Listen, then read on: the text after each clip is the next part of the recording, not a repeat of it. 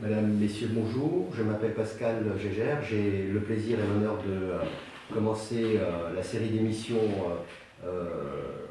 qui sera diffusée par la télévision La Concorde. Aujourd'hui, le thème de l'émission, c'est les mots-clés. Elle est consacrée finalement à la Constitution, mais plus exactement au concept qui donne au corps social, au contrat social, pardon, tout ce ciment qui les lie, notamment le ciment qui lie le citoyen ou les gouvernants et les gouvernés. En règle générale, nous pensons que ces concepts-là qui structurent la Constitution sont des représentations partagées, et on va s'apercevoir finalement que ce n'est pas forcément le cas. Parce que chacun d'entre nous pense que souveraineté, démocratie, État, nation sont des concepts qui ont des sens pour le moins identiques ou approchants. Ben, c'est l'objet de ce débat. À charge pour vous de montrer que c'est ou non le cas. Mais qu'on se comprenne bien, il ne s'agit pas ici d'initier un débat philosophique ou juridique. Il s'agit simplement de poser les concepts tels que nous entendons les faire évoluer dans une prochaine, si possible, constituante. Voilà. J'ai à côté de moi pour ce faire Martine Bonner, qui est médecin psychiatre et femme politique, élue députée dans la 4e circonscription du Bas-Rhin. Rémi Tell, qui est fondateur du collectif Peuple Libre. Alexandre Juvin-Brunet, qui est candidat à l'élection présidentielle 2022. Et avec un slogan, j'ai noté vérité, liberté, souveraineté, c'est bien ça. Et enfin, Pierre-Yves Rougeron, pardon, excusez-moi, essayiste militant souverainiste et fondateur du Cercle Aristote. Et je n'ai pas oublié André Mélon, excusez-moi, ancien président de la Commission des Affaires étrangères, 1992, et président de la PUC. Voilà. Donc vous avez bien compris que c'est sur ces termes-là que nous allons essayer d'échanger aujourd'hui. Donc je rappelle souveraineté, démocratie, État, nation et peuple. Et je commence par Alexandre sur le mot souveraineté. Qu'est-ce qu'être souverain aujourd'hui ? La souveraineté, j'ai envie de vous dire que c'est, on commence un petit peu par la fin. À mon sens, ça devrait être un aboutissement. La souveraineté devrait être un parachèvement de conditions préalables qui sont réunies, de différentes notions. Je pense que la plupart des personnes qui sont réunies autour de cette table vont aborder progressivement. La souveraineté, c'est quand on décide. En fait, tout simplement, on peut appliquer sa volonté à sa propre vie, existence et destin, autant individuel que collectif, donc derrière politique. Donc cette souveraineté, elle est je pense, très concrètement, la chose principale à laquelle nous devrions tendre tous, voilà, tous ensemble réunis dans un corps social. On va aborder la notion de peuple, d'outils tels que la République, qui permettent éventuellement de vivre en démocratie, et pourquoi pas être tous souverains. Mais cette souveraineté, elle a tout d'abord et très concrètement été enlevée depuis donc plusieurs décennies. Et donc nous sommes un peuple, une nation, qui devrait vivre donc, avec une destinée politique qui se définit lui-même, donc liée à sa volonté populaire majoritaire, et ça a été détourné pour différentes raisons de contrôle de notre destin, voilà, et de contrôle, et j'ai envie de dire de soumission. Donc la France, qui aurait dû en fait disposer de tous les outils régaliens de puissance liés à cette souveraineté, eh bien, on a été coupé, en fait, progressivement. Donc on a perdu notre souveraineté d'abord juridique, voilà, notre souveraineté financière et notre souveraineté militaire, pour différentes raisons. Donc concrètement, et c'est ce à quoi on aspire, non pas forcément dans un programme présidentiel, c'est plus quelque chose, des idées qu'il faut mettre sur la table, pour justement, et c'est bien que vous ayez cette émission ce matin pour, on va dire, remettre un petit peu les définitions et les idées en place pour que nous puissions tous avoir un discours et dialoguer tous ensemble, parce qu'on ne peut pas le faire si on n'a pas défini un tant soit peu ce que nous faisons. Souveraineté financière, elle a été enlevée par le système euro. Ouais. Souveraineté juridique par l'Union européenne et par la Cour européenne des droits de l'homme. Et la souveraineté militaire avec l'OTAN. Donc on a 3 suggestions qui nous empêchent de définir quel sera, notre destin politique de nation. Merci bien. Vous oubliez la souveraineté territoriale, puisque une Un principe régalien a été transféré à l'Europe sur le contrôle des frontières. Souveraineté juridique en fait partie. Ouais. Merci bien. Qui veut reprendre sur la souveraineté? Alors moi, je voulais peut-être rebondir. Pour compléter déjà la présentation qui a été faite lors de l'introduction de cette émission, puisque vous avez oublié de dire que je suis aussi présidente du parti politique Ensemble pour les libertés.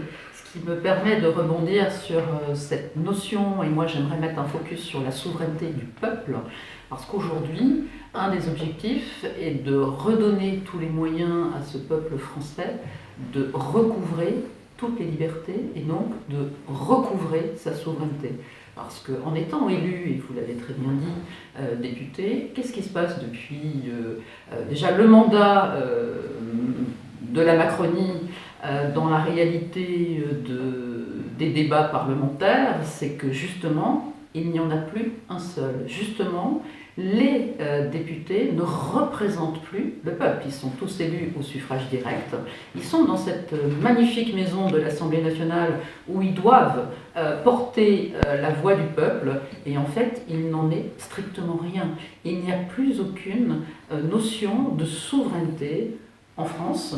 Et c'est un des objectifs, notamment de ce parti politique, de permettre à tous ces citoyens de se réapproprier à la fois le débat, quel que soit le niveau, qu'il soit un débat de proximité sur des territoires qui pourraient être les communes, d'autres territoires peut-être un peu plus grands. On a ce découpage administratif français, il faut peut-être un tout petit peu le modifier, mais au-delà de ça, que réellement, alors peut-être même se poser la question de l'intérêt de maintenir un système bicaméral comme il peut exister aujourd'hui, puisque, encore une fois, la Ve République est tellement maltraitée et la démocratie n'existant plus en France, on est aujourd'hui face à un système totalement autocratique du président Macron. Donc je crois qu'il y a urgence vraiment à redonner les outils au peuple qui s'est désengagé depuis trop longtemps de la sphère politique. On y reviendra sans doute, oui. Mais si cette sphère politique est totalement aujourd'hui vide, forcément c'est ce que je qualifie un peu violemment d'État mafieux qui fait ce qu'il veut aujourd'hui avec le peuple français. Très bien, merci. Rémi, vous vouliez prendre la parole? Oui, parce que effectivement, on s'est tous rencontrés ici, chacun avait son parcours, ses spécificités. Ce qui nous a réunis, c'est la crise du coronavirus. Et la crise du coronavirus a été un révélateur aussi de la question si aiguë de la perte de souveraineté. Et je rends d'ailleurs hommage à mon ami Pierre-Yves Rougeron qui, lui, investit depuis des années et des années sur cette question. Les souverainistes avaient vu quelque chose, moi, à titre personnel, que je n'avais pas compris tout de suite. Et quand on a observé dans l'Union européenne des décisions prises dans les mêmes termes, avec un calendrier semblable, avec le même objectif d'asservissement véritablement des peuples, là tout s'est connecté.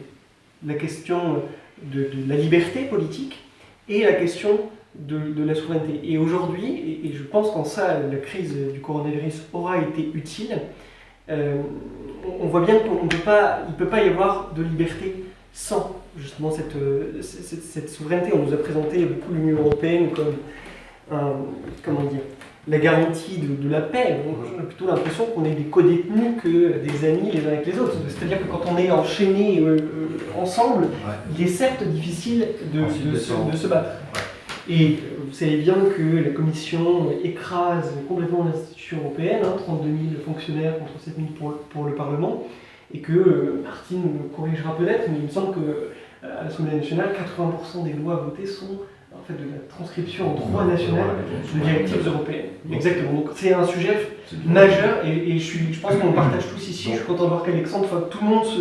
Alors à la perte des souverainetés, il y a encore la souveraineté sanitaire qu'on a perdue. Ouais. Allez-y. Il faut, au-delà de la situation française, il faut bien comprendre, je pense, le monde dans lequel nous vivons par rapport à la notion de souveraineté. Parce que tout ce qui a été dit est éminemment vrai. Mais il y a un aspect qui est anthropologique. Dans notre histoire, les peuples ouest européens, les peuples occidentaux d'un point de vue général, ont lié, depuis leurs racines gréco-latines, à une certaine conception de la liberté. J'ai bien une certaine conception, parce que de dire que les autres civilisations n'en ont pas est faux. Ont lié leur être politique à une certaine conception de la liberté, avec les rôles d'élite, de sacrifice, de gain qui s'y attachent. Or, quand on a touché à la notion de souveraineté, qui est, disons, l'incarnation de cette recherche d'autonomie qui dure depuis 25 siècles, l'autonomie se donner sa propre loi, juste pour bien comprendre pourquoi j'utilise ce mot-là. On a commencé, et regardez l'état des peuples occidentaux, à les détruire psychologiquement, crise de sens généralisée. On a retiré les éléments de puissance au point qu'on ne comprend plus ce qu'est la puissance. La puissance est protectrice. Parce que malheureusement, le caractère belligène de la vie internationale est ainsi fait qu'on est debout ou à genoux. Malheureusement, il n'y a pas de station intermédiaire. Donc, on a oublié, on a fait passer la souveraineté pour un débat spécieux, alors qu'aujourd'hui, ici, nous sommes en train de passer dans un monde où le grand philosophe polonais Zygmunt Bauman parle de la société liquide. Ce qu'on oublie, c'est que la société liquide crée ce qu'il appelle des déchets humains. Et que l'élite, selon lui, et je pense que dans le cas du président Macron, il ne cracherait pas sur cette notion de son propre rôle, tend de plus en plus à vouloir gérer les déchets humains que nous sommes devenus, parce que on a retiré le sens collectif, tout simplement parce que la souveraineté étant l'instrument de ce sens collectif pour se mouvoir, le sens collectif disparaît, la société devient ce qu'on appelle une tyrannie anomique, c'est-à-dire le tyran en haut, la société en bas, et nous créons à l'échelle industrielle des gens qui n'ont plus de foi en l'avenir pour une seule raison, ils sont devenus les choses de ce monde, ils n'ont plus cette autonomie, et l'Occident, à quelques exceptions près, le peuple britannique avec le Brexit, etc., est en train de se délier de son idée de la liberté, ce qui pourrait lui coûter une sortie d'histoire définitive. Merci André. Il y a une chose tout à fait claire dans la période actuelle, c'est que nous vivons sur des mots, tu viens de les évoquer, qui sont plus des slogans que des réalités. On les utilise comme ça. Bon. Il y en a un qui systématiquement est utilisé pour en dire du mal, c'est le peuple.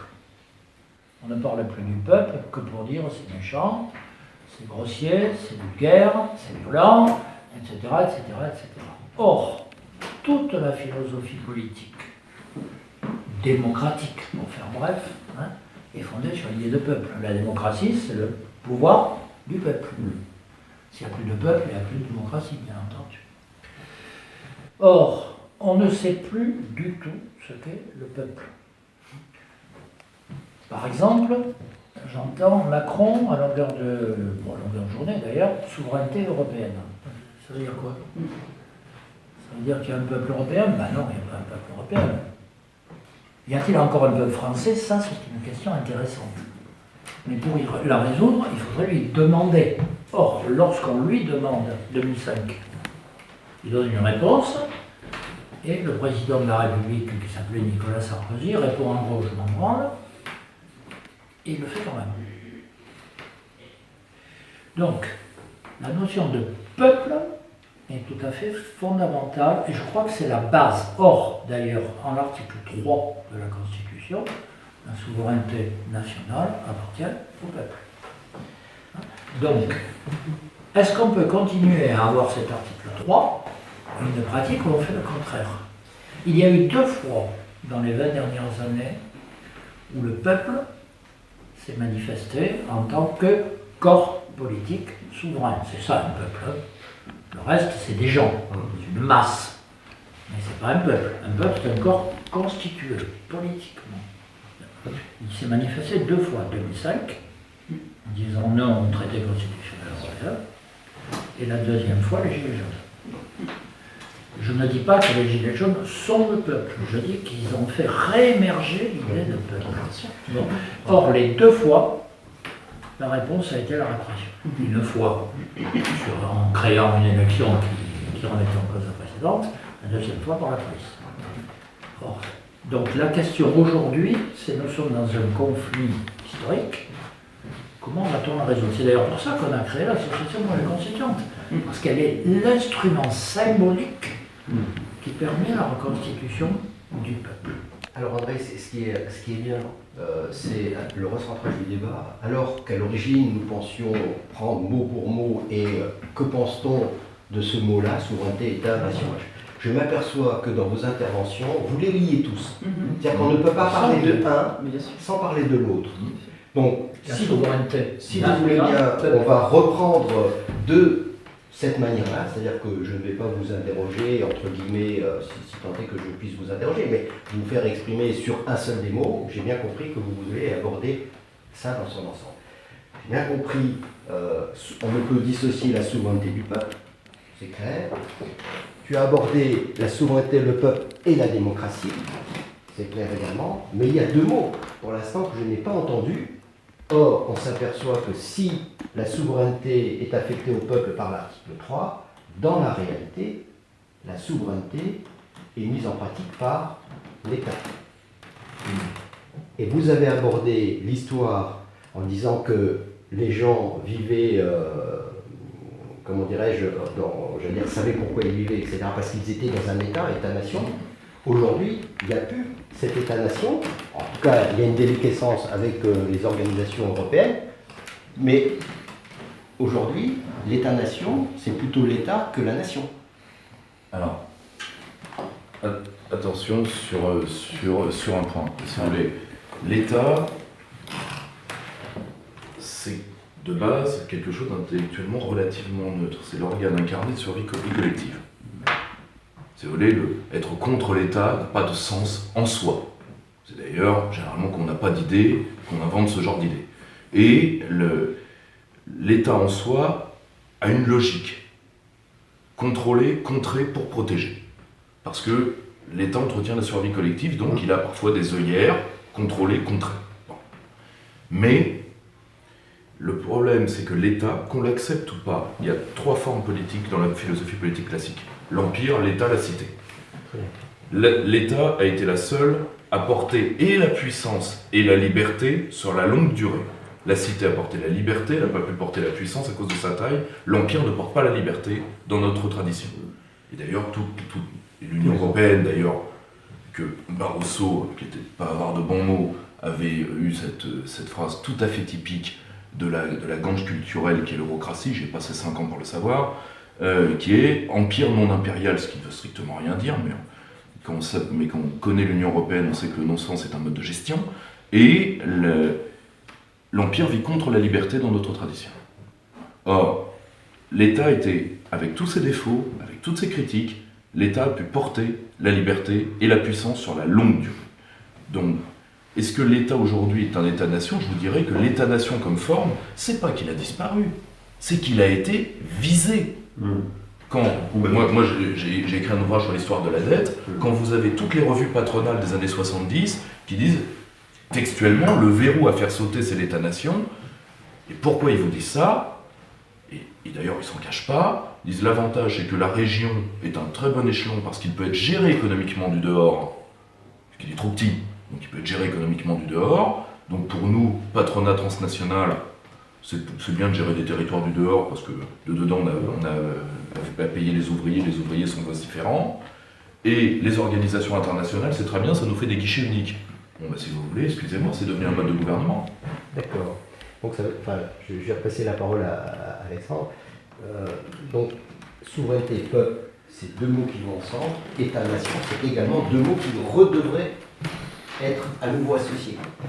C'est un coupage historique, en fait. C'est nous qui l'avons créé, on est rares. La France est responsable de ce qu'elle va faire dans les semaines et les mois à venir, les années à venir, parce qu'elle incarne aussi tout un passé qui nous a été légué. Ce passé, c'est notamment celui d'avoir créé une notion politique, c'est celui de l'État-nation. C'est-à-dire que la nation constituée donne des moyens, délègue du pouvoir à un État. Je le conçois de façon un peu plus simpliste. Voilà. Je le prends plus pour une notion administrative. Voilà, c'est un appareil administratif qui permet en fait de gérer les affaires de la nation et faire en sorte que les intérêts publics soient justement protégés, bien gérés, différentes choses. Donc l'État Et en fait, on va dire, c'est effectivement cette cible qui a été la cible de tous les termes qu'on peut leur qualifier, les mondialistes, les transnationalistes, tout ce que vous voulez, les bref. Donc, je postule actuellement qu'il y a une guerre réelle, sourde, d'un nouveau genre, entre l'État-nation d'un côté et l'État profond. Voilà.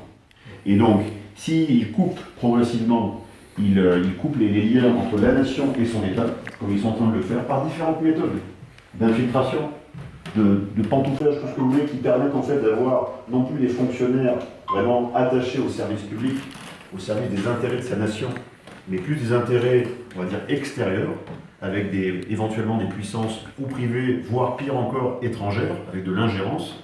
Là, vous avez un État qui est totalement infiltré et qui progressivement se détourne de son essence politique. L'essence politique, c'est quoi? C'est M. Rougeron, M. Tel, Mme Vonner, à chacune une part de souveraineté individuelle. Quand il le donne à quelqu'un, il le transmet à un représentant, il y a une délégation de pouvoir. Cette délégation de pouvoir est plantée par des représentants nationaux, attendez, je suis vrai, représentants nationaux qui derrière ensuite disposent de l'appareil d'État, parce qu'ils sont légalement élus, ils sont légitimes, pour ensuite gérer aux affaires publiques. Mais s'ils se détournent de tout ça, nous sommes dans des faits de trahison, voire de haute trahison, qui plantent l'état actuel de la France et de beaucoup de peuples du monde qui sont en guerre. D'accord. En guerre. Alors, moi, lorsque je vous écoute, c'est pas les concepts qu'il faut prendre un après l'autre, mais vous mettez bien une chaîne de valeurs entre tous ces termes-là. Souveraineté, peuple, nation, État. Reste à parler de la démocratie, puisque c'est bien la démocratie.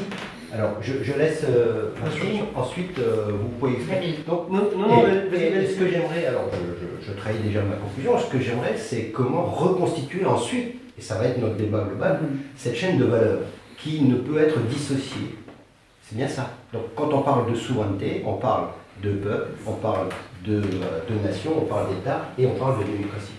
Ce qui est très intéressant dans tout ce qui vient d'être dit, c'est cette notion, en effet, de tous ces mots tels que nous les abordons ce matin, mais je ne suis pas sûre que le peuple, au fond, qui doit se sentir en tout premier concerné, ait la même notion, ni de l'État, ni de la souveraineté, ni une compréhension de ce qui est en train de se passer. C'est-à-dire que je suis peut-être le chaînon de la réalité, c'est-à-dire en contact quotidien avec les citoyens qui m'ont fait confiance, et cet organe exécutif qui aujourd'hui est le symbole de l'État et qui maltraite complètement son peuple depuis plusieurs mois, années maintenant.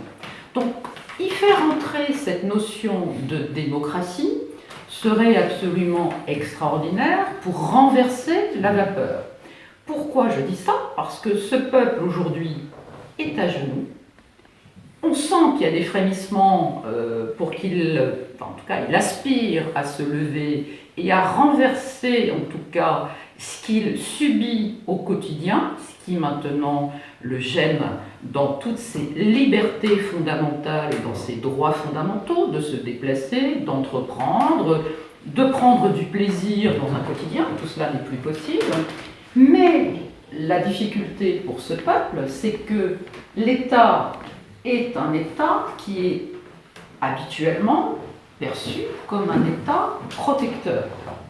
C'est vrai que je suis psychiatre, c'est vrai que l'État représente cette figure paternelle qui protège le peuple. Donc là, aujourd'hui, on est dans un nœud complètement difficile à dénouer. C'est-à-dire, est-ce que on sent bien que ce qui pourrait aider, c'est de tirer la ficelle de la démocratie. Or là, la démocratie, actuellement, n'a pas de place. C'est-à-dire, comment réussir à la faire prendre la place qu'elle devrait prendre. Il n'y a pas de débat démocratique à l'Assemblée, il n'y a plus de débat. Il n'y a aucun débat, absolument aucun débat. C'est pour ça que je disais tout à l'heure en introduction que le Parlement ne sert à rien. Il n'y a plus aucun débat. Il n'y a pas non plus de débat aujourd'hui dans la cité, puisque tous les lieux de débat sont interdits au peuple, tous les lieux où justement il pourrait y avoir partage, etc., donc confrontation d'idées, tout cela n'est plus possible. Et on est face à un système où vous avez tous extrêmement bien défini, on va dire presque un état des lieux. La question que je me pose, et la piste en effet, en ayant créé à la demande des citoyens, parce que les citoyens, je ressens très fort qu'ils en ont besoin, cet espace de discussion, cette plateforme qui leur appartient, qui est Ensemble pour les libertés. Parce que l'ensemble a une notion très forte de si on se met ensemble, on va peut-être avoir un peu plus de force, et la notion de liberté est vraiment très très intéressante, parce que là on est face à un État qui a coupé absolument toutes les libertés. Et c'est comment amener de nouveau ce peuple qui a soif, qui a vraiment soif de, on pourrait dire n'importe quoi, on pourrait dire de retrouver sa vie d'avant, surtout pas, parce que le consumérisme, je pense qu'il faut vraiment le mettre un tout petit peu de côté, il faut redéfinir des valeurs. Mais quel est l'outil qui pourrait redonner envie au peuple? C'est justement la démocratie. C'est justement la démocratie, et je crois que c'est toi qui l'avais dit, ce peuple qui redevient souverain, c'est par ce moyen, c'est vraiment un moyen de libérer le peuple. Donc la démocratie, c'est la clé qui permet de déverrouiller la situation dans laquelle on est. Il faut aussi ramener toujours les mots, les enjeux, les défis à la situation du monde dans lequel on est. On hésite depuis la fin de la Deuxième Guerre mondiale entre une vision mondialiste et une vision internationaliste. Et dans la sortie de la Deuxième Guerre, il y avait les deux. La vision internationaliste, en résumant, c'est la conférence de Philadelphie et l'ONU. L'Organisation des Nations Unies. Il y a bien une nation. Bon. Le mondialisme, c'est Bretton Woods. La finance domine tout sous l'égide du dollar. Mais avec des contradictions. Ces contradictions, depuis 70, je dirais depuis qu'il n'y a plus la convertibilité du dollar, c'est réglé. Il y a une domination américaine qui s'impose petit à petit par le biais financier et qui considère que les peuples, la démocratie, c'est un obstacle. Le problème, c'est que depuis quelque temps, en particulier depuis Kaboul, cette domination elle est remise en cause. Et qu'allons-nous faire, nous? Y a-t-il encore un peuple français pour répondre à la question qu'elle se pose aujourd'hui? C'est-à-dire, moi j'avais fait, on peut se citer soi-même parfois, mais j'avais fait un article dans mon diplomatique qui s'appelait Bonapartisme ou constituant. Ça va se poser comme ça, un État autoritaire ou une reconstitution du peuple en tant que souverain qui est capable de faire face aux défis. Évidemment, je préfère la deuxième, ça va de soi. Hein, mais c'est sécurisant la première. Donc, c'est face à ce défi-là qu'il va falloir qu'on discute. Et je pense personnellement, j'en termine par là, que la présidentielle est vraiment l'instrument le moins adapté à résoudre ce genre de choses. C'est bien pour ça qu'on milite pour dire la présidentielle non constituante, oui. Bon, on va laisser. Après, l'éviter sur la notion de démocratie aussi, c'est une définition assez convergente. Moi, je souscris complètement à ce qui vient d'être dit, il est très bien dit par les quatre camarades. Je me permets de revenir effectivement sur la notion de mondialisme, parce qu'elle me paraît essentielle pour comprendre le moment que nous traversons, et je le dis vraiment avec humilité, parce qu'encore une fois, je l'ai compris vraiment sur le tard. Il y a deux choses aujourd'hui qui compliquent la compréhension par les citoyens de ce dessaisissement démocratique. Déjà, il y a eu une arnaque sémantique sur le sujet du mondialisme qui a instrumentalisé l'utopie humaniste, la fraternité entre les peuples, pour installer une logique de prédation. Prédation contre les cultures avec l'uniformisation, prédation contre les populations où c'est la quête effrénée au nouvel esclave, alors c'est plus les Chinois, c'est au Bangladesh, etc. Prédation contre la planète, ce qui n'est évidemment pas un petit enjeu, ça c'est la première chose. Et puis à côté, la transformation, pour rebondir sur ce qu'a très, très bien décrit Alexandre, de l'État, en réalité, avec cette espèce de capitalisme de connivence, où je pense que beaucoup de gens sont encore convaincus que l'État agit en leur nom, alors que l'État agit au nom de... Vous avez un exemple là très récent, qui peut paraître anecdotique, mais un responsable de la Direction Générale du Trésor vient d'être nommé au Boston Consulting Group. Eh bien, figurez-vous que le ministère de l'Économie et la Direction Générale du Trésor ont publié sur les réseaux sociaux en disant mais c'est formidable, notre ami qui est partenaire chez le Boston Consulting Group. Est-ce qu'on se rend compte de l'inversion totale de la logique du fonctionnement de l'État? Et donc, Boulard, c'est pareil. Comme Sylvie Goulard. Alors, juste sur les propositions, parce que je pense qu'effectivement, c'est au-delà du constat, c'est quand même un enjeu essentiel. Je sais que Alexandre et Martine ont plein de propositions qui sont très très intéressantes. Et moi, je réfléchis à 4 choses qui, me semble-t-il, pourraient permettre de restaurer un fonctionnement démocratique à peu près normal. La première, c'est, à mon sens, il faut sortir de l'Union européenne, je crois qu'on est beaucoup à être d'accord là-dessus. Il y a une question autour des médias. Parce que la discussion publique, elle est médiée par la presse, et on a bien vu, notamment à l'occasion de cette crise du coronavirus, l'effondrement de l'information. C'est une crise, avant tout, c'est une crise de l'information, et on ne peut pas espérer parvenir au bien commun si on n'organise pas correctement la discussion publique. Donc, très concrètement, je pense qu'il faut démanteler les groupes de presse. Aujourd'hui, on sait très bien qu'il y a 7 ou 8 milliardaires qui se partagent. Que l'État finance.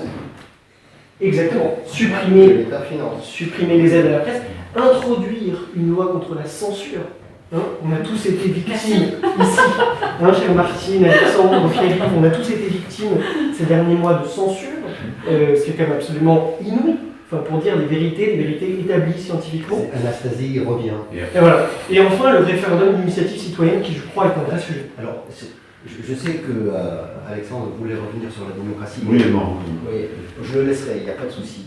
Mais il y a quand même, dans tout ce que vous dites, quelque chose sur lequel il faudrait qu'on réfléchisse ensemble, c'est ce que disait Renan à un moment donné, c'est quoi la nation? C'est-à-dire qu'en fait, c'est pas une histoire de sang, de sol, de culture, de machin, c'est avoir un projet commun entre guillemets. C'est-à-dire qu'en fait, qu'est-ce qui aujourd'hui donne envie au peuple de se mobiliser? Je voulais dans ce sens-là, justement. Pour répondre à la démocratie, parce que je suis pour. Non, mais ça va être très bref. La démocratie, à mon sens, c'est un horizon indépassable.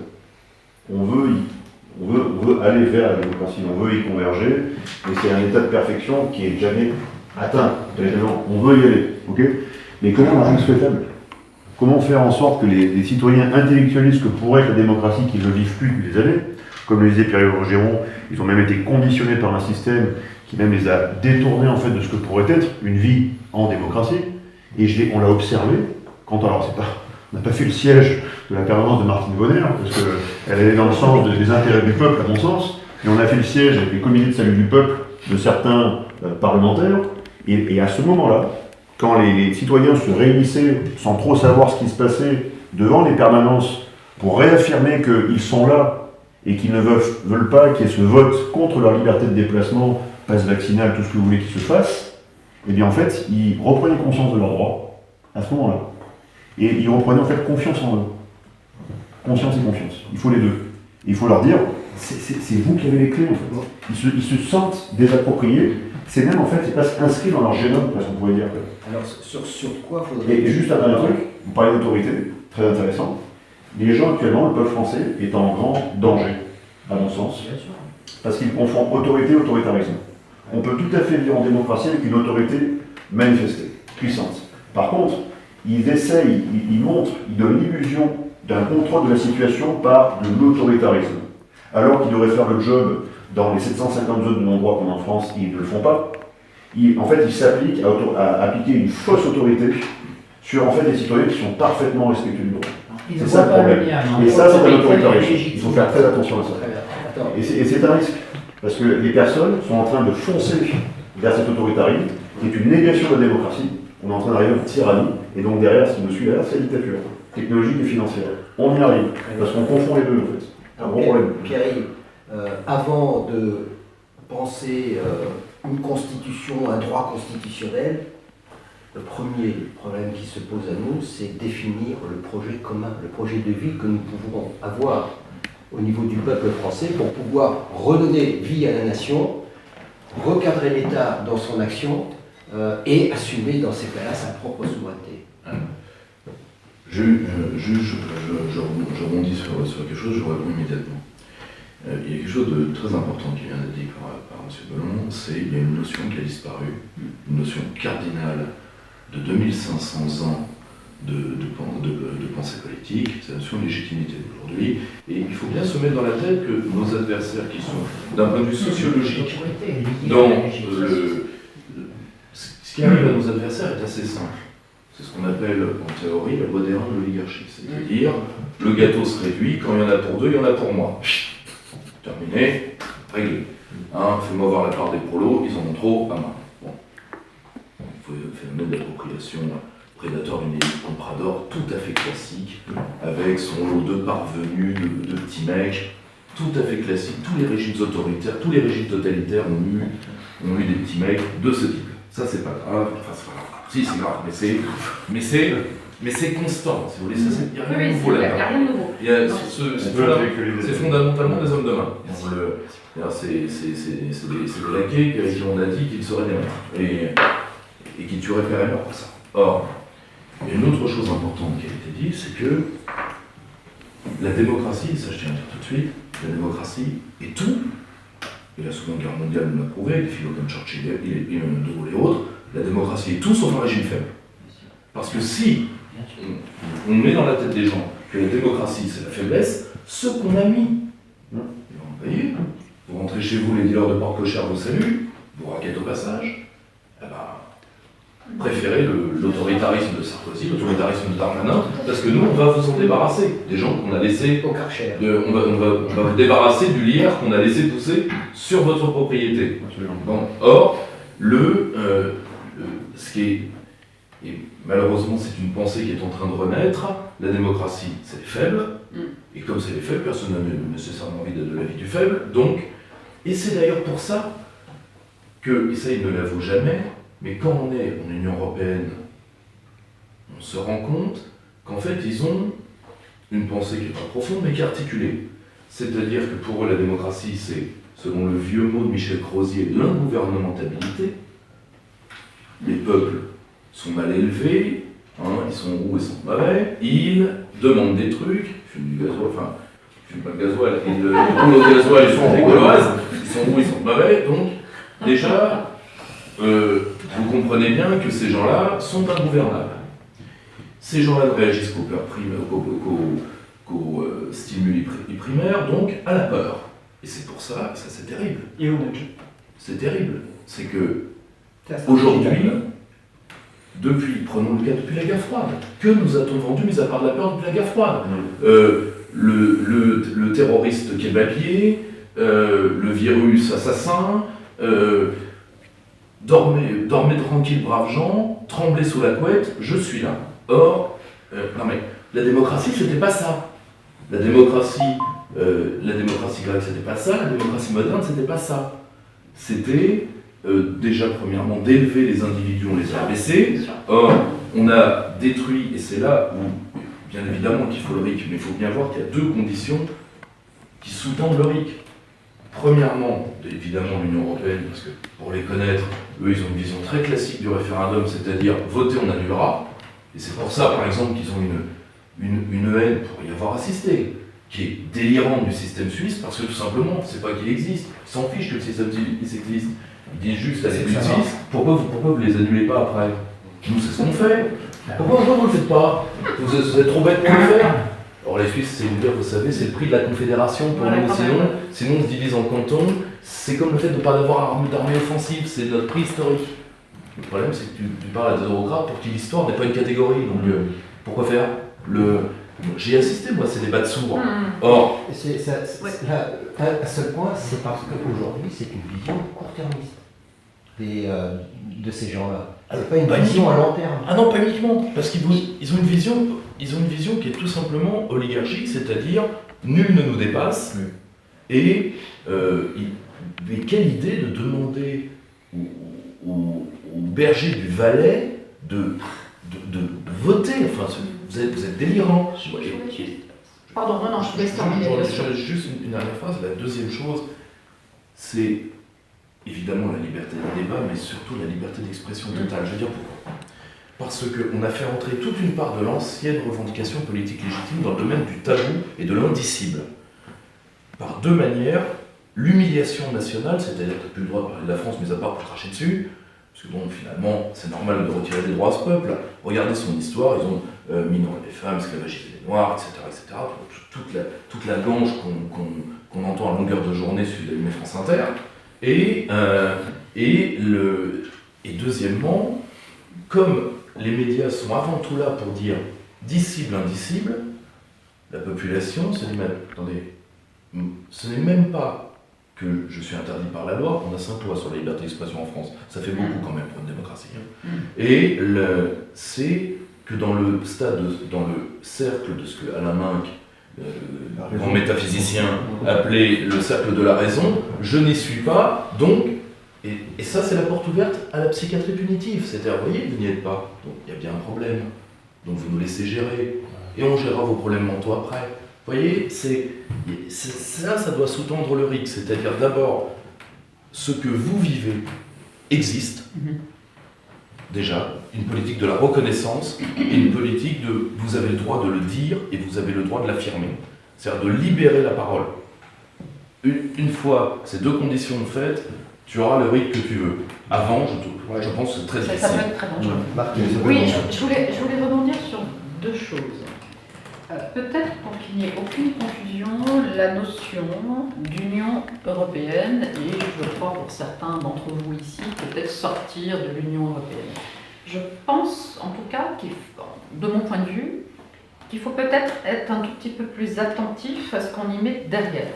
Parce qu'il me semble qu'aujourd'hui, étant en plus parlementaire, non pas de l'Union européenne, mais du Conseil de l'Europe, je crois que la notion du peuple, du continent européen, avec tout ce que ça peut, on va dire, sous-tendre en matière de réflexion, de politique sociale, de confraternité, etc., peut être tout à fait intéressant. Ce qu'on est en train de pointer du doigt, et là je vous rejoins complètement, c'est ce délire libéral de l'Union européenne, donc quelque part on va le désigner par Bruxelles.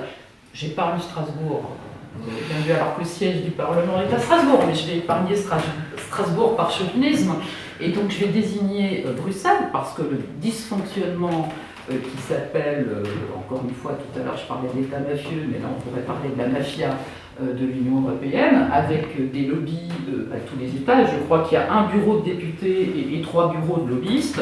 Donc ça oui, parce que c'est ça, c'est ce dysfonctionnement-là qui a entraîné, d'une certaine façon, le fait qu'on ne puisse plus défendre et mettre en avant la notion d'État-nation, la notion des valeurs de la France. Moi qui suis très proche, encore une fois, de ma circonscription et de ceux qui y vivent, c'est une terre extrêmement rurale. Les agriculteurs me disent tous les jours, nous, notre rêve, c'est de vivre de notre production et de ne pas vivre des subsides européens. Donc voilà, je souhaitais faire cette petite remarque, parce que je crois que c'était toi, Rémi, qui l'avait évoqué, donc c'est important.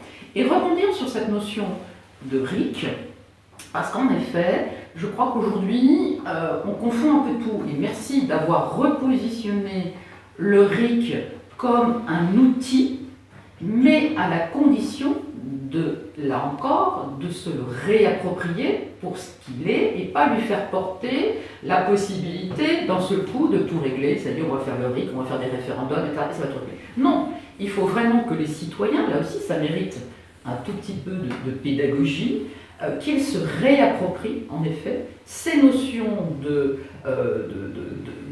redonner du sens à faire société.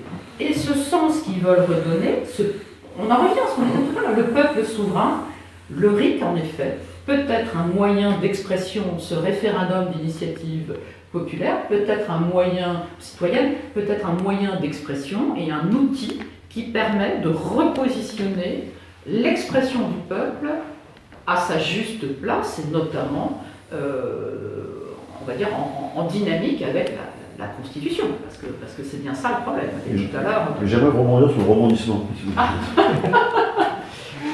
Si vous pouvez éviter de rebondir sur moi, ça sera pas grave. Sur le rebondissement de l'article sur l'Union européenne, c'est très important ce que je viens de dire. Je vais te laisser, il n'y a pas de souci, mais simplement, on va devoir se consacrer moins de 5 minutes pour faire une conclusion générale. Ah, déjà. Puisque c'est passé assez vite. Donc, et puis, j'aime bien, je reviendrai là-dessus, mais je vous laisse la parole. En fait, il faut sortir de notre esprit que le peuple est un incapable majeur. C'est bien ce que vous avez dit? Sur le plan juridique, sur le plan juridique et surtout, à un moment, mais le problème, c'est de mesurer l'étendue de notre régression. Parce que aujourd'hui, si vous voulez être révolutionnaire dans une salle, vous dites au fait, c'est le peuple qui assume le principe de réalité. Ce que personne n'a nié ces 30 derniers siècles. Aujourd'hui, vous dites, ils assument le principe de réalité? Non. Ce sont useless, incapables, nowhere, somewhere, tout le baratin habituel, et dites, attendez, vous nous avez imposé le confinement, sans aucune raison scientifique, parce que maintenant c'est démontré. Qui a tenu la société? Tous ces gens que vous méprisez, parce que vous, objectivement, et ça, le pouvoir de l'étranger que l'Union européenne a bien démontré, en Belgique. La Belgique est restée 1 an sans gouvernement. C'est-à-dire, à quoi servez-vous? Or, parce que les citoyens veulent être... Il y a du tout, c'est un conseil de défense qui gouverne, donc il n'y a même plus d'État qui gouverne. Juste un dernier point. Les citoyens veulent être représentés, c'est certain, mais ils veulent voir l'effectivité de la décision publique. Le jour où elle se manifestera, vous aurez l'adhésion. Là, le problème, c'est que ministère de la parole, ce qui est normal, parce que quand on n'a plus la souveraineté, on cause. Alexandre voulait s'exprimer et rebondir sur ce que disait Martine. Martine veut dire sur le concept de l'Union européenne. Ensuite Rémi et puis ensuite André. Parce qu'en fait, je pense qu'on est au-delà du dysfonctionnement par rapport à l'Union européenne. C'est une véritable dynamique institutionnelle qui est vraiment la génétique, l'ADN de l'Union européenne, qui est, à mon sens, et c'est peut-être une explication simpliste que je vais vous donner, le bras armé économique de certaines puissances, notamment des États-Unis d'Amérique, qui utilisent 2 bras armés, un bras armé économique. Ils ont transformé l'Union européenne, qui, au-delà de l'Union européenne, effectivement, on a l'Europe de l'Atlantique amoral, l'Europe des peuples, elle existe culturellement, mais la dynamique institutionnelle est différente. Ça a créé en fait un marché déversoir depuis 1945. Depuis 1945, c'est un marché déversoir à tous les produits et services américains, qui en plus s'est élargi à un produit maintenant déversoir à tous les produits chinois. C'est ça qui se passe. Donc, au-delà du fonctionnement... C'est pas contradictoire de ce que je disais. J'ai bien sûr, de garder un mot, on va dire, un qualificatif. Mais on est au-delà de ça, parce que c'est presque en fait une sorte de démolition programmée. Voilà. Parce que si en fait on fait de l'Europe est un échelon géopolitique majeur, et dans cet échelon géopolitique, vous avez la France qui est un autre échelon géopolitique majeur. Si vous enlevez la France de l'Europe, il y a tout qui tombe. Et si l'Europe tombe dans la dynamique, derrière, c'est le continent eurasiatique qui bascule d'un côté ou de l'autre. Donc là, on est dans un grand jeu de puissance, où il y a la Chine, qui va disputer l'hégémonie sur le prochain siècle avec les États-Unis d'Amérique. Et vous avez au milieu la Russie, qui est ce maillon qui nous relie justement à l'Europe. Et le continuum, la dorsale qui peut se créer entre l'Europe, la Russie et la Chine, pourrait demain, en fait, être le grand compétiteur mondial, le Heartland, qu'on voit depuis un siècle, avec Mahan, Mackinder, tous ces gens-là, d'accord, qui ont en fait postulé qu'il fallait absolument contrôler l'Eurasie par tous les moyens, si on veut, en tant qu'île, l'Angleterre d'abord, puis les États-Unis ensuite, qui sont une île, en fait, une île continent, si on veut, en fait, maîtriser la destinée du monde. Voilà. Donc on en est là, en fait. Et donc, ils ont maîtrisé politiquement, militairement, économiquement, ils ont intégré l'Europe comme, j'ai pas envie de dire un 52e État, mais presque, on en est presque là. C'est ça le problème. Si on veut refonder l'Europe, on peut le faire. Une Union européenne, pourquoi pas, mais il faut vraiment le faire avec des États-nations, des peuples, et vraiment et enlever tout cet appareil technocratique qui est hors sol et qui est surtout en suggestion américaine et chinoise. Bon, Rémi, Très rapidement. Rémi, André, puis après une petite... et puis je recentrerai sur quelque chose qui me semble aussi important dans ce que vous avez dit. Rémi. Très rapidement, évidemment, moi je plaide pour l'Europe des peuples, mais je crois qu'on ne peut pas être à la fois amis et co-détenus. Et aujourd'hui, on est co-détenus, donc on ne peut pas être amis. Et donc, il faut trouver une solution politique pour permettre à cette culture magnifique, effectivement, qui nous irrigue depuis 2500 ans maintenant, de nous permettre de travailler mais véritablement ensemble et pas simplement d'être des forçats attachés les uns aux autres qui cassent des pierres. Parce que c'est aujourd'hui ça, à mon avis, le fondement de l'Union européenne. Et pour rebondir sur ce que disait Pierre-Yves Rougeron, il y a, vous savez, depuis Norbert Elias, une conviction qui traverse les élites françaises, qui serait que l'État a fait la nation française. Et bien justement, à l'occasion des derniers événements, on se rend compte que c'est pas si vrai que ça. C'est-à-dire qu'en fait, la nation française, elle tient sans l'État et elle vit peut-être bien mieux sans l'État. Alors, il ne s'agit pas d'opposer une critique viscérale à l'État, et bien sûr, ce serait ridicule. Mais il y a une forme d'arrogance chez l'élite française qui considère que on les tient, de toute façon, ils ne sont rien sans nous, puisque c'est l'État qui a fait la nation. On se rend compte aujourd'hui que la nation française n'a pas spécifiquement besoin de l'État pour vivre, et c'est peut-être même d'ailleurs plutôt le contraire. Merci. André, et après à nouveau Pierre. S'agissant de l'Union européenne, moi j'ai le sentiment qu'on inverse trop souvent les choses. C'est-à-dire qu'on pense qu'on peut reconstituer la démocratie, la nation française, le peuple français. En s'éloignant de l'Europe, je pense qu'il faut d'abord avoir un peuple français pour poser la question. Et donc c'est pas... l'idée, il faut d'abord en sortir, me paraît inefficace. Je ne dis pas qu'elle est bonne ou mauvaise, c'est inefficace. Trop tôt. Bon, oui, non. Bon, évidemment que cette Europe, elle est adaptée à un monde qui est le monde issu de la Deuxième Guerre mondiale et de la guerre froide. Bon, ça, c'est tous. Bon, elle est devenue effectivement très oppressive. Moi, par exemple, en tant que Marseillais, j'aimerais bien qu'on parle de la Méditerranée. C'est pas possible parce qu'il y a un espace qui est créé qui ne parle pas, qui ne peut pas en parler. Bon, donc c'est oppressif de ce point de vue, au sens où ça empêche une certaine pensée. Cela étant, si je reste sur ma logique, le peuple, liberté, démocratie constituante, bon, ça c'est logique aussi. Bon, il y a une chose qu'il faut, c'est que dans l'esprit du peuple, la démocratie redevienne dominante. Et par exemple, tout le travail qui a été fait par, disons, un milieu technocratico-financier ou je ne sais pas trop quoi, contre le suffrage universel, il faut savoir lutter contre ça. Ah, le tirage au sort, c'est merveilleux. Non, le tirage au sort, c'est anti-suffrage universel. Bon, et puis voilà, c'est tout. Il finit plus majoritaire. Bon, et il y a eu trop longtemps cette illusion. Le suffrage universel, évidemment, s'il marche normalement, c'est pas ce qu'il est aujourd'hui. C'est parce qu'il est ce qu'il est aujourd'hui qu'on l'a utilisé. C'est extraordinaire d'ailleurs comme manifestation. Oui, on utilise ses propres turpitudes pour les renforcer.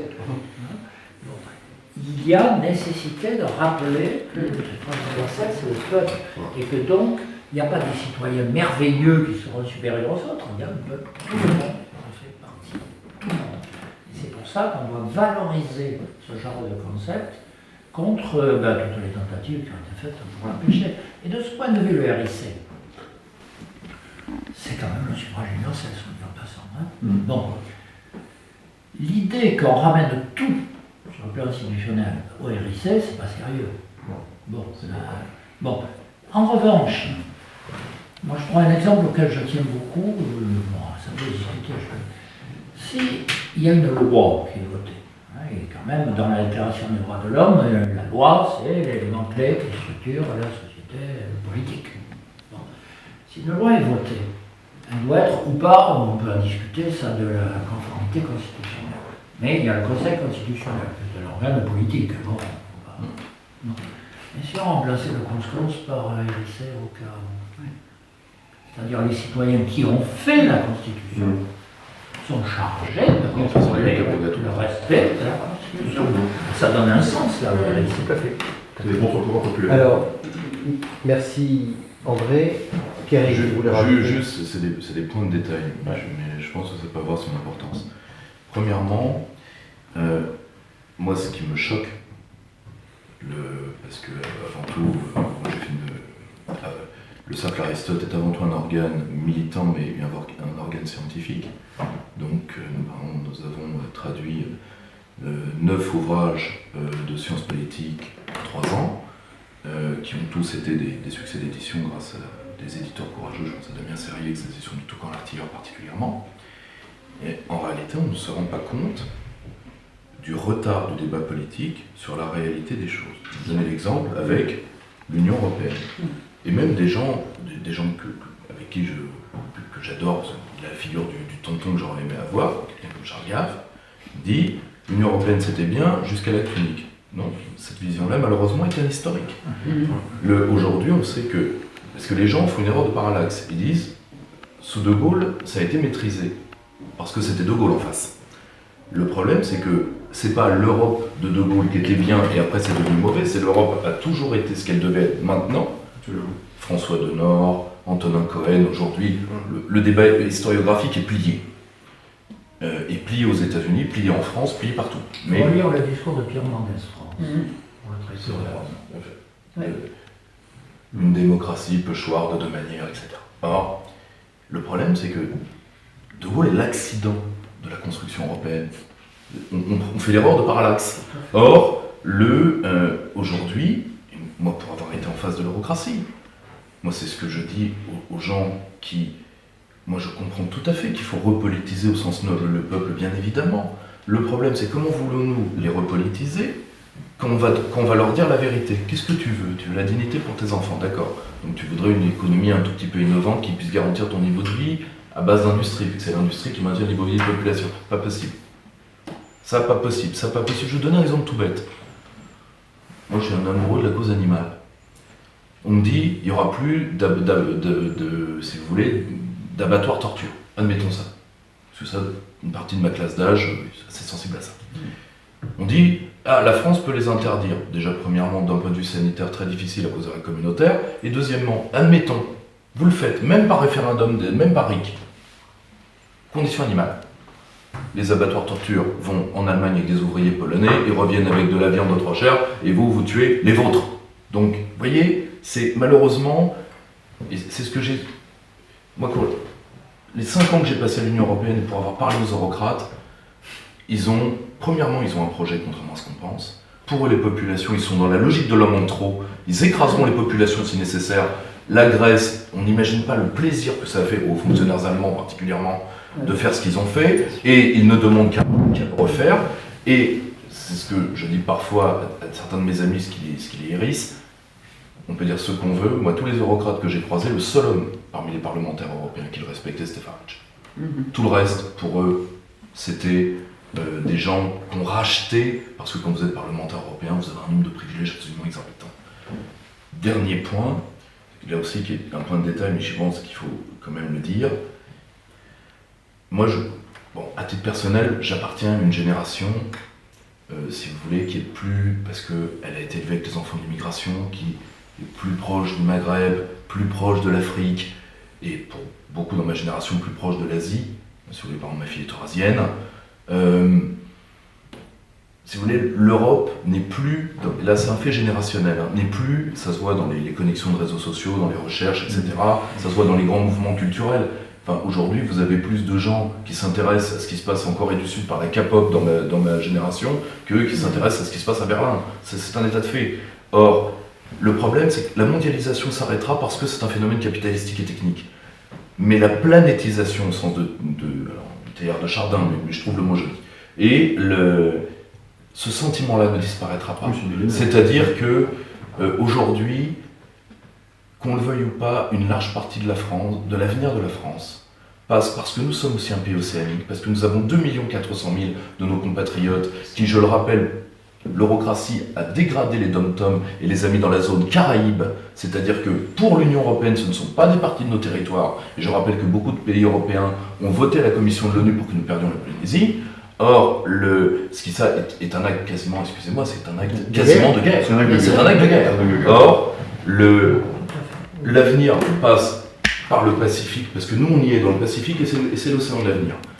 Nous sommes en face d'une Afrique dont la population va doubler, ce qui va nous poser des problèmes et donc il faut se prépositionner.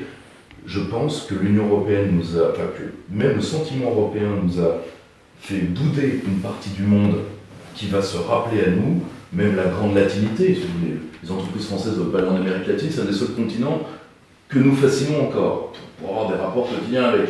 Si vous voulez, on fuit le peu de gens qui nous aiment. Or, c'est colossal. Alors qu'on veut être aimé par Berlin, mais ils ne nous aiment pas. Mais non, mais c'est délirant. On est arrivé à vouloir créer un sentiment anti-russe en France. Délirant. Et vous voyez, juste que la France renoue avec le monde, et pas uniquement avec un cap de l'Eurasie dont l'avenir démographique, technologique et autres est quand même très incertain. Ce que vous voulez dire là me rappelle finalement la situation suivante, c'est que les élites aujourd'hui sont comme les nobles avant 1789, transnationaux.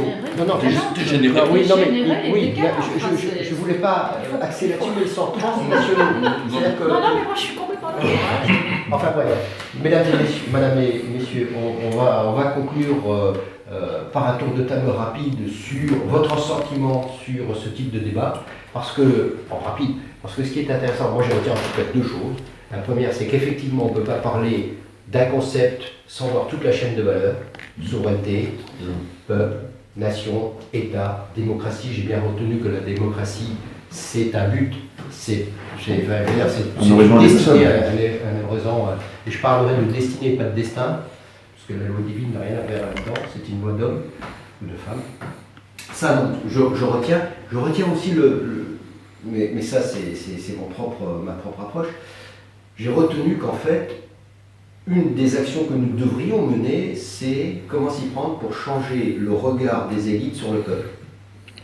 Déjà le regard du peuple sur lui-même. Et le regard du peuple sur lui-même. Parce que le reste va se régler en rapport de force. Merci de corriger. Moi, l'intelligence qui descend jusqu'à Darmanin, je crois pas. On a le droit de partir sur un débat pour Non, mais c'est bien qu'ils me reprennent, mais je comprends qu'on ne changera le regard des élites que si on change le regard sur nous-mêmes. Je suis tout à fait d'accord. Mesdames et messieurs, vous avez 2 minutes chacun pour conclure sur le débat et sur la manière dont vous voyez la suite. La parole est à celui qui le prendra. Non, mais je vais la prendre parce qu'il y a une forme de galanterie, je pense, autour de cette table. Moi, j'aime bien certaines valeurs. Non, mais très rapidement, parce qu'en effet, je pense que le challenge était, enfin, en tout cas, le défi, on va utiliser les mots français, le défi était énorme que de s'approprier chacun autour de cette table un mot et de ne pas en sortir, parce qu'on a tous là, je crois qu'on est quand même extrêmement proches dans nos façons de penser, et c'était très bien qu'on puisse en effet débattre de cette façon. J'aimerais bien finir par quelque chose d'extrêmement positif. On est dans une situation inquiétante, on est dans une situation qui perturbe tous les repères du quotidien, tous les repères du peuple, etc. Mais ce qu'on vient de dire, et souvent en psychiatrie, quand on fait une consultation, on sait que le mot qui est dit sur le pas de la porte est le mot le plus important. Et on était en train de parler de la décadence des élites. Et je pense que c'est ça qui est positif. C'est-à-dire qu'aujourd'hui, on est arrivé au bout de quelque chose. C'est-à-dire que l'hégémonie américaine, qui se sert de son terrain de jeu européen pour faire essentiellement des bénéfices financiers, on voit aujourd'hui que tout échappe. Tout leur échappe. Et forcément, par rebondissement, échappe aussi... je n'ai pas du tout envie de parler des élites françaises, parce que des élites maltraitantes, pour moi, ne méritent absolument aucun respect. Mais je crois que ce qui est important, c'est de percevoir à quel point le peuple, dans toute sa dignité et dans toute sa légitimité, est en train de comprendre et est en train d'inverser ce mouvement où, jusqu'à présent, il acceptait de rester à terre parce qu'il était nourri, parce qu'il était acheté. Mais là, aujourd'hui, on est dans un système qui dysfonctionne et qui va permettre vraiment, on ne va pas appeler ça une révolution, mais une prise de conscience telle que tout cela est en train prise de conscience révolutionnaire. Voilà, merci. Merci. Une conclusion positive aussi. On est 5 intervenants autour de cette table venant d'horizons différents. mais nous retrouvant au milieu de la tempête sur l'essentiel. Et on a découvert durant les derniers mois des anonymes qui ont témoigné de trésors d'intelligence, de courage. Il faudra qu'on puisse bâtir là-dessus. Il faudra qu'on puisse bâtir à partir de ces ponts aussi qu'on a tissés. Enfin, on se connaît, c'est pas du tout avant. Enfin, moi, je connais personnellement aucun de mes amis ici. Et donc, il y a quelque chose qui est en train de naître, qui ne passe pas à la télévision, mais qui, de proche en proche, c'est l'effet papillon, c'est peut-être ça, mais va complètement changer la donne. Et donc, on a aussi une responsabilité, parce que une fois qu'on a posé l'état des lieux, une fois qu'on a compris ce qui se trame, moi je crois qu'on ne convaincra jamais les élites. Tu faisais cette remarque-là, en fait, les élites, il faut les changer, il faut les balayer, on n'a pas le choix. Et on ne pourra pas faire l'économie du rapport de force. Et donc il faudra aussi l'assumer. Et donc maintenant, c'est à nous de jouer. Merci. André. On est dans ce que mon regretté professeur d'histoire, Robert Bonneau, appelait un tournant historique. Bon, ça, c'est de plus en plus évident. Quand il y a un tournant historique, il y a un combat idéologique. Et on est dans un combat idéologique. Donc les combats que nous voyons, il faut les resituer par rapport à ce combat idéologique. Il ne s'agit pas uniquement de dire les gilets jaunes, ils voulaient ce que j'entends de ci, de là. Ils voulaient le prix de l'essence, le machin. Oui, bien entendu, toute révolte part de quelque chose.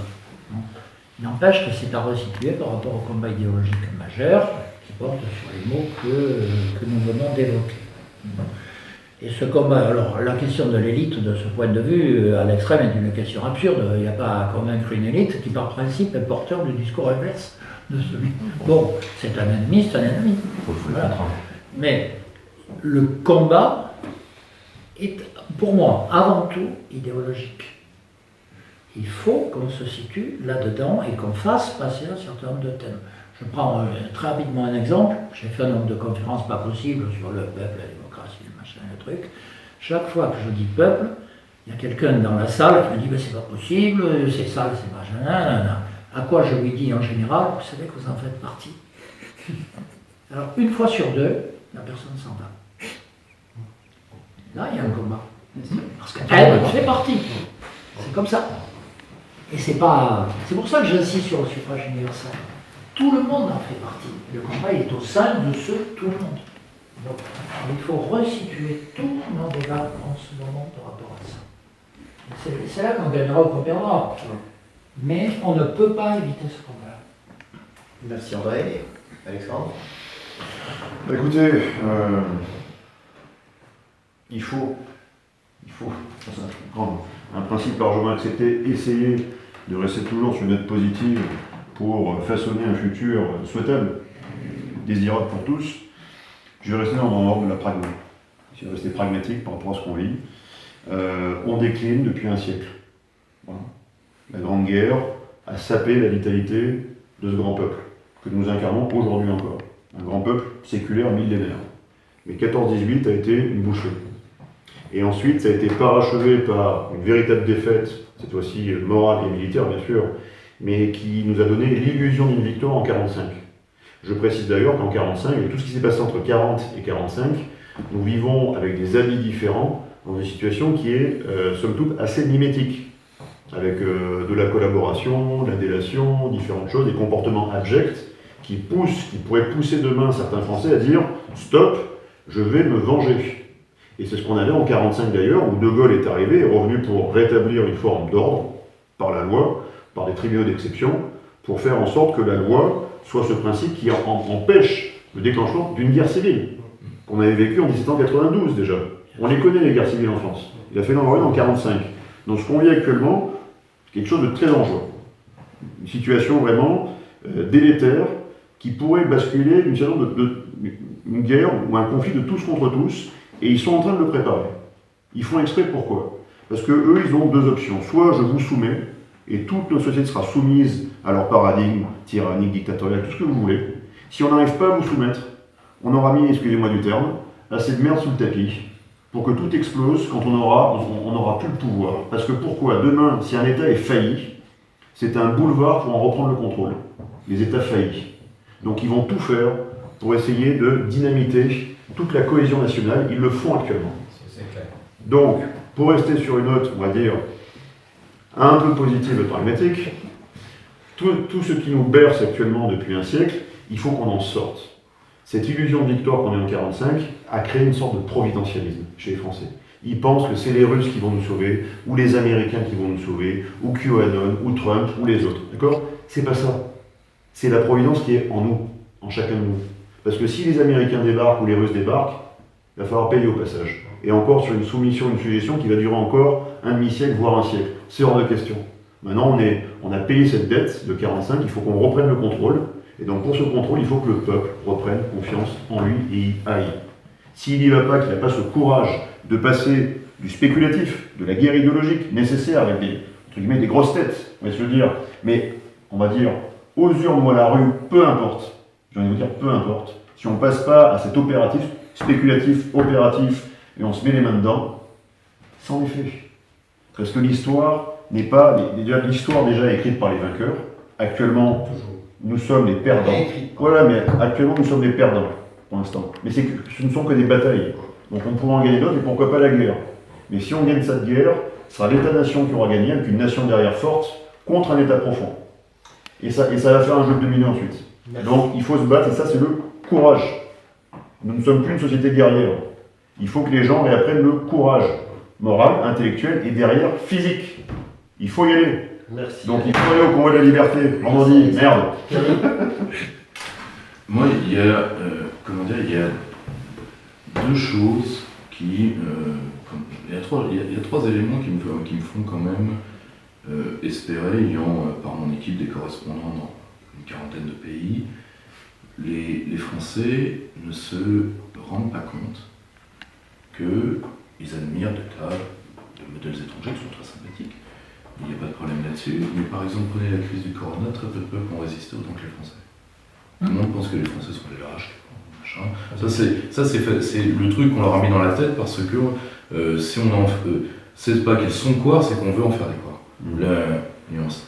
Et quand vous êtes un quoi, Darmanin peut dire « je te domine hein, ». Alors que sinon, il serait, comme disait Charles Pasqua de François Hollande, il serait premier secrétaire à des fêtes à la mairie de Tulle. Et voilà ce qu'il y avait à dire de François Hollande. Et des faits, il est mis en deux mots. Hein. Tu vois, le problème, c'est qu'il y a au moins trois aspects positifs. Premièrement, les Français, pour une part, ont tenu. Et ils ont tenu de deux manières. Il y a ceux qui se sont opposés et puis il y a ceux qui ont joué à la soviétique. Je serais très très très surpris du nombre de passes réelles. Bien sûr. Très très très surpris.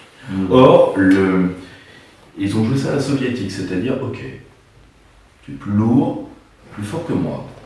Je vais prendre le chemin de traverse et tu ne me suivras pas parce que je suis nombreux, je suis légion. Tu ne pourras pas nous attraper tous. Donc, premièrement, et ça s'est cristallisé sur une notion qui, moi, fait que je ne désespère absolument pas de ce peuple. C'est que contrairement à beaucoup d'autres peuples européens, il n'a pas supporté qu'on touche aux enfants. Et quand la filiation existe encore, c'est que le peuple existe encore. Parce que, il ne faut pas oublier que chez Renan, contrairement à ce qu'on dit, parce qu'on a beaucoup joué sur la haine de l'humanité qu'il y a dans une partie des écrits de Fichte ou d'Herder, et on a beaucoup joué l'opposition, mais Renan dit le capital de rêve ancien, qui veut dire quand même qu'il y a une lignée culturelle, de combat commun, ce qui veut dire qu'il y a une lignée en partie biologique, nos parents, nos grands-parents, et les projets pour l'avenir. Ce n'est pas que Renan n'est pas un constructiviste, c'est pas la nation, c'est uniquement une construction, parce que là, pour le coup, Marlène Schiappa est d'accord. C'est une construction, on peut faire du transgenre à partir de 8 ans, il n'y a pas d'absolu, tout est construction, donc tout est dans mes mains. Non, Renan vous dit un équilibre à trouver entre les deux, parce que la nation, ce n'est pas de la poussière qu'on essaye de faire vivre, donc ce n'est pas uniquement le retour fondamental à des origines fantasmées, mais ce n'est pas non plus de se jeter dans le futur comme d'autres se jettent dans le vide. Donc, ça c'est la pure pensée française de l'équilibre. Or, les Français n'ont pas supporté qu'on touche aux gosses, et d'ailleurs, même Macron dans sa folie, et même Véran dans sa psychose, ils ont reculé. on va pas lancer les Ouais, débats, mais mais la ils réalité veulent- de terrain n'est pas celle-là, ils veulent- malheureusement. Ils ont. Malheureusement, parce que les ordres qui arrivent actuellement aux agences régionales de santé sont tout autres. Malheureusement. Mais On va pas faire ce débat là-dessus. non, non, non. Mais disons qu'ils savent que c'est le point que les Ah, Français n'acceptent pas. Tout à fait. Or, ça c'est le premier point positif. Le second point positif, c'est que ce genre de réunion est possible et est allé dans cette crise assez loin. Moi, si on m'avait dit que moi, qui en criminologie est un élève de Xavier Hofer, je trouverais courageux Laurent Mucchielli, qui pour moi était l'avocat idéologique de la racaille, que j'aurais maudit il y a 3 ans, et aujourd'hui, si j'ai écrit une lettre à Mediapart pour dire vous êtes des salauds, vous attaquez à ce type-là, j'aurais pas cru, donc, si vous voulez, ce grand mouvement de coagulation est en train d'avoir lieu. Et dernier point, il y a une autre chose qui est positive, c'est que mine de rien, quoi qu'on en pense, les Français commencent, et d'un côté leur mal-être profond, sur lequel, à mon avis, vous avez un œil d'expert, en tant que psychiatre, on me dit regardez ce peuple qui s'effondre, et qui a des sexualités, qui ne savoir quoi foutre. Au contraire, ils savent qu'il y a quelque chose. Ils savent, comme disait Malraux, on peut penser le néant, on ne peut pas le vivre. On les oblige à vivre dans le néant, donc pour l'instant, d'un côté, ils en ont pris conscience et ils essayent, par la camisole chimique, par des tas de trucs, par l'addiction, de se mettre de côté. Mais là-dedans, il y a une énergie qui pourrait se révéler. Merci bien. Bah, écoutez, je pense que c'est le mot de la fin. Si vous voulez bien, on va terminer. Merci. Merci. Merci. Voilà. Merci à tous.